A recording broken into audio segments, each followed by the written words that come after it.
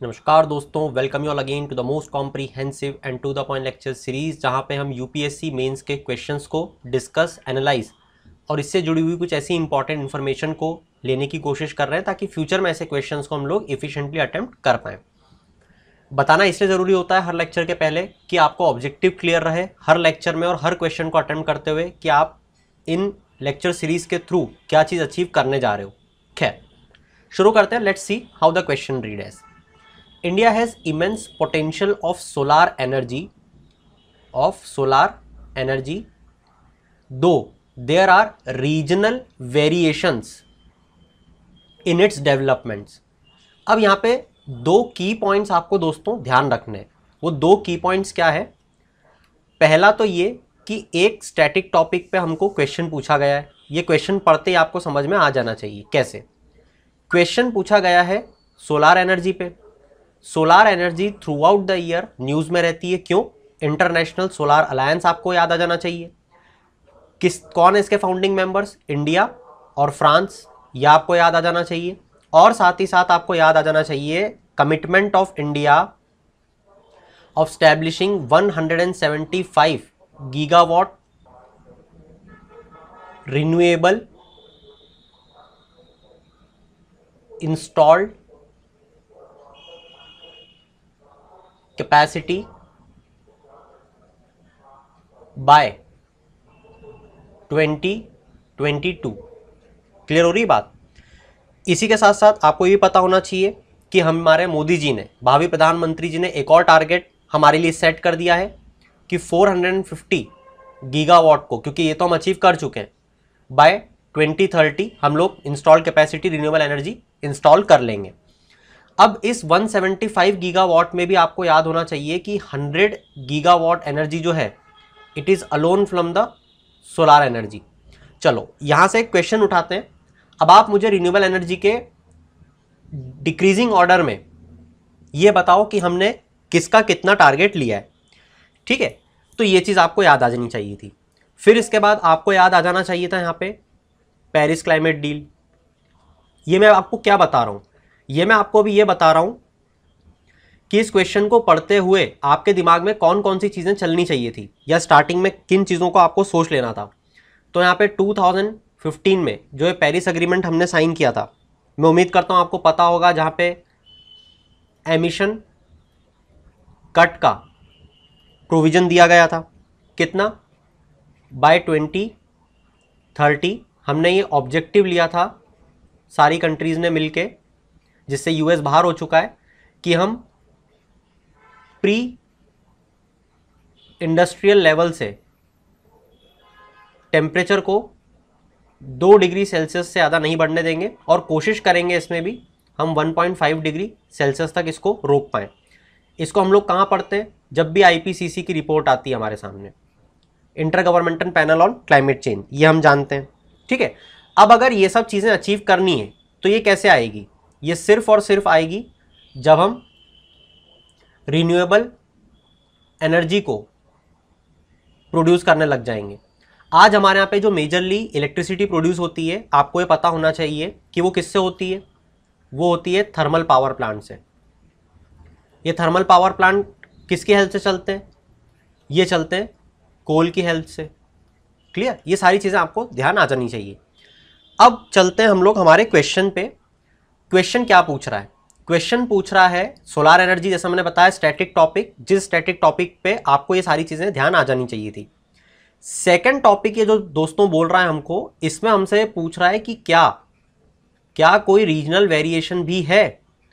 तो हाँ, हमको ये रीजनल वेरिएशन बताना पड़ेगा कि ये जो हमारा प्यारा भारत है, इस भारत में सोलार एनर्जी जो गिरती है, जिसको हम इंसोलेशन बोलते हैं, वो कहाँ पे हम सबसे ज़्यादा प्रोड्यूस कर पाते हैं उसके थ्रू एनर्जी को या पावर को, और कहाँ पे सबसे कम कर पाते हैं। तो यहाँ पे अगर इस क्वेश्चन को या सेकंड पार्ट को मैं सबसे पहले उठा लूँ तो भी यहाँ पे गलत नहीं होगा।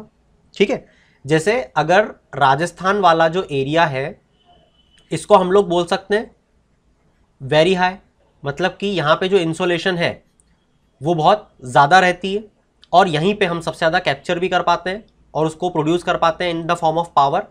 क्यों? क्योंकि यहाँ पे अनकल्टिवेबल लैंड हमको मिल जाती है, जिस कारण से हम लोग सोलार पैनल्स को स्टैब्लिश करके यहाँ से एनर्जी प्रोड्यूस कर लेते हैं।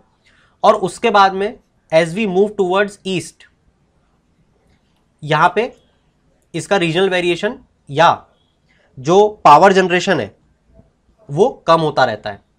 As we move east power generation decreases, जिसमें सबसे कम हमको देखने को मिलता है कहाँ पे? नॉर्थ ईस्टर्न रीजन में।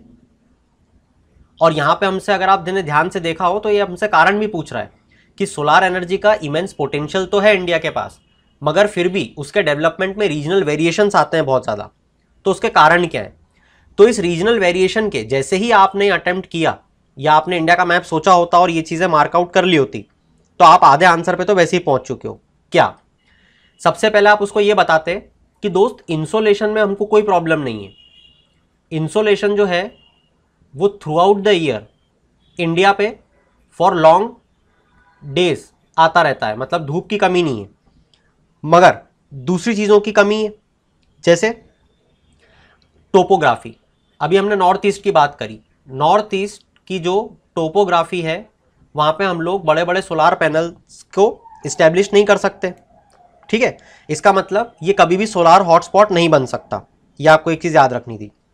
तो फिर हमारे यहाँ पे जो सोलार हॉटस्पॉट्स हैं ये कहाँ पे हैं, मतलब कहाँ पे इतनी खाली जगह हमको मिलती है, फिर आपको ये पता होना चाहिए। तो जवाब होगा Rajasthan, Gujarat, basically western India की आप कंट्रीज लिख दो आंख बंद करके। महाराष्ट्र, सदन में जाओगे आप तो आंध्र प्रदेश, कर्नाटक, तमिलनाडु, यूपी, बिहार और एमपी। क्लियर? इन सारी स्टेट्स को आप मेंशन कर सकते थे। फिर आप इसी के साथ मेंशन कर सकते थे कि there are various technological barriers which varies from state to state.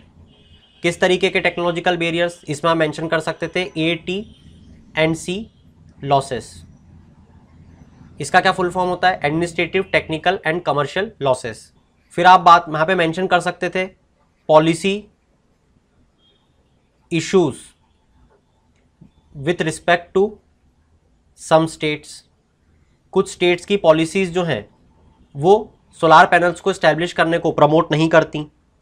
फिर फाइनेंशियल बैरियर्स, क्योंकि आपको पता होगा सोलार पैनल्स अगर आप चाहते हो कि आपकी जनता, आपके स्टेट की जनता अडॉप्ट करे, तो you have to give them some financial rebate, ताकि वो उस पैसे को यूज़ करके सोलार पैनल्स को इस्टेब्लिश कर पाएँ।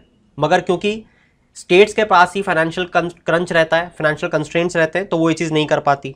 ठीक है, इसके बाद में लैंड एक्विजिशन एक बहुत बड़ी प्रॉब्लम है। जैसा हमने देखा कि राजस्थान में लैंड एक्विजिशन बहुत आसानी से हो जाता है क्योंकि अनकल्टिवेबल लैंड है, तो वहाँ पे ये हॉटस्पॉट बन पाया। हालांकि इस क्वेश्चन को कंक्लूड आप इस तरीके से कर सकते थे कि हम कौन कौन से इनिशिएटिव्स हमारी गवर्नमेंट लेके आ रही है।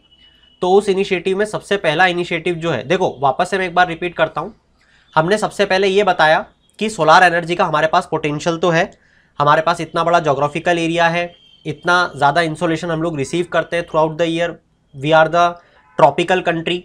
ठीक है, यहाँ पे मैंने लिखा नहीं, इसको मेंशन कर देता हूँ, हम ट्रॉपिकल कंट्री हैं, तो सन जो है वो हमारे ऊपर रहता है ना। टाइम पीरियड आप बता सकते थे चाहते तो, जैसा हमने साउथ वेस्ट मानसून में पढ़ा हुआ है। तो ये सब चीज़ें बता के आप ये बता सकते थे कि इमेंस पोटेंशियल तो है।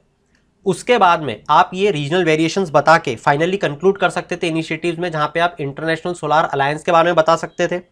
ये हमने इनिशिएटिव लिया है। आपको पता होगा सोलार बेस्ड पंप्स को हमारी गवर्नमेंट प्रमोट कर रही है। इसके साथ ही साथ हम लोगों ने नेशनल सोलर मिशन को चलाया हुआ है, जिसमें हमने एम किया है to scale up solar energy generation from 20 gigawatt to 100 gigawatt by 2022। कर लिया हमने, फिर भी आप इसको मेंशन तो कर सकते थे। ठीक है, इसके बाद में हमने कुसुम योजना चलाई हुई है, इसको आप यहाँ पे मेंशन कर सकते थे कि किस तरीके से हम फार्मर्स को सरप्लस सोलार एनर्जी स्टोर करने के लिए और सेल करने के लिए प्रमोट कर रहे हैं इसके थ्रू, स्टोर और सेल फार्मर को। और साथ ही इसको तो आप भूल नहीं सकते, केरला का जो फ्लोटिंग सोलार पावर प्लांट है, ये पहला अपने आप में state of the art technology हमने इंप्लीमेंट की है।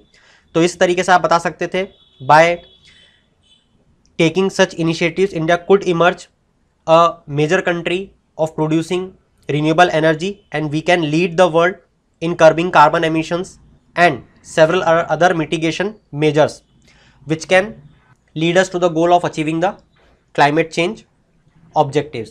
So that's it for this particular question from my side. Hope you like this. Stay tuned with me for the future lectures. Do share with your friends, might they also need a like. If you share with them, you can might get their thoughts on this particular question. You might get some extra points. In the end, keep shining. Have a good day.